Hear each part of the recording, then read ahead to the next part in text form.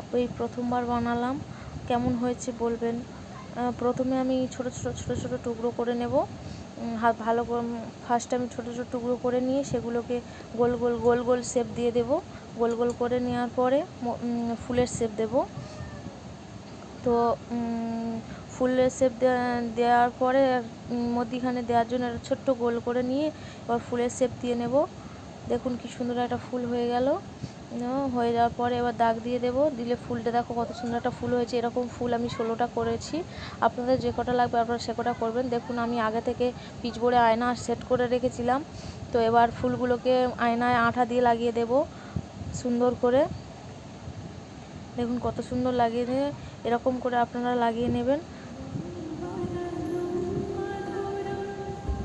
তো লাগিয়ে নেওয়ার পরে দেখুন আয়নাটা কত সুন্দর লাগছে। আপনারা দেখে বলবেন কেমন হয়েছে, কমেন্টে জানাবেন। বা